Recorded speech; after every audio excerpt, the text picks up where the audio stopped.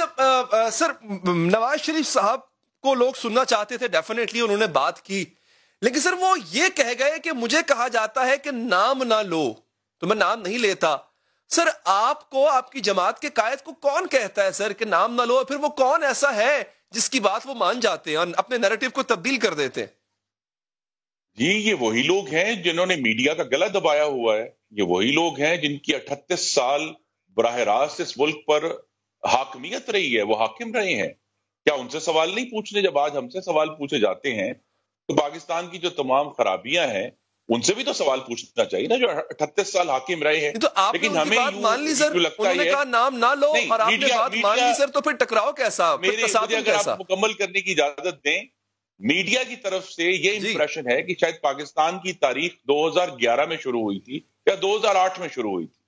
73 साल तारीख है, बड़ी भयानक है, सौदेबाजियां भी हैं, आमरीयतें भी हैं, लेकिन ये पीडीएम का इत्तेहाद बना ही इस बात पर है कि या तो हमने फैसला कर लिया कि हमने 73 साल की जो सौदेबाजी की और अमरीयत की दलदल है उससे बाहर आने और अपनी अगली नस्लों को एक जमहूरी पाकिस्तान देना है, क्योंकि आज का पाकिस्तान और सब कुछ हो सकता है लेकिन जमहूरी नहीं।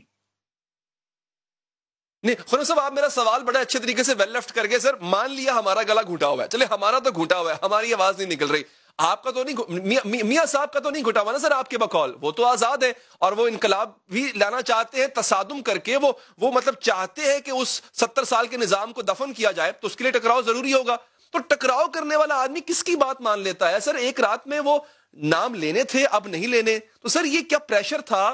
कोई बात हुई है, कोई डील हुई है जो बात नहीं करनी, नाम नहीं लेने? हुआ क्या? पहली बात मैं फिर दोहरा दूं कि पीडीएम ने इन 6 जलसों से साबित किया है कि ये तहरीक पुरअमन है। तो मोहम्मद नवाज शरीफ भी तसादुम नहीं चाहते, एक जमहूरी इजहार के जरिए पाकिस्तान की तारीख को बदलना चाहते हैं, क्योंकि हमें आगे बढ़ना है।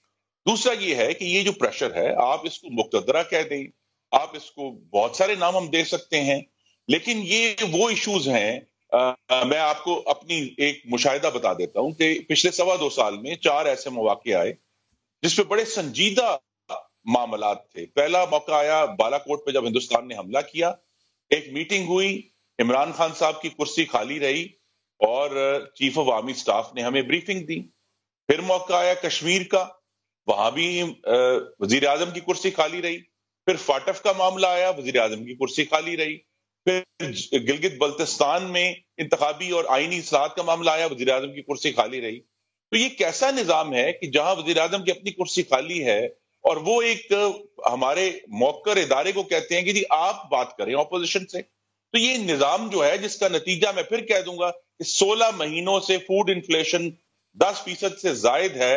अवाम चीनी, आटा, घी खरीदने से कासिर है, अपने बच्चों को रोटी खिलाने से कासिर है। तो ये निजाम नहीं चल रहा। का जिम्मेदार, ठीक, इस निजाम की बर्बादी का जो जिम्मेदार है ना सर, वो मियां नवाज शरीफ साहब ने जिनको ठहराया था।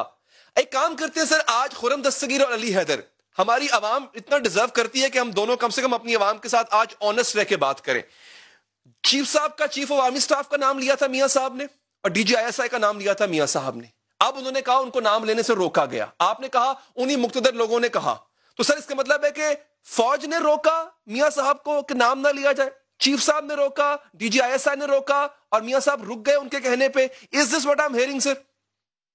नहीं, मियां साहब को तो नहीं रोके, उन्होंने कल भी अपनी बात पूरे ताकत से की है, लेकिन हर वक्त अभी तो आपने कहा सर इस्तेमाल करना, हर वक्त एक ही टैक्टिक इस्तेमाल करना, ये सियासत नहीं है। इसमें उतार चढ़ाव आते हैं, लेकिन हम सब इस मामले में, और अब 11 जमातें अज़्म समीम है कि जो हमारी फौज जो हमें बहुत प्यारी है, जिसकी हम इज्जत करते हैं, लेकिन हमें उनकी आईनी हदूद का तयन करके जो उनकी रिस्पेक्ट है वो आइन की हद में वो जरूर उन तक देनी है।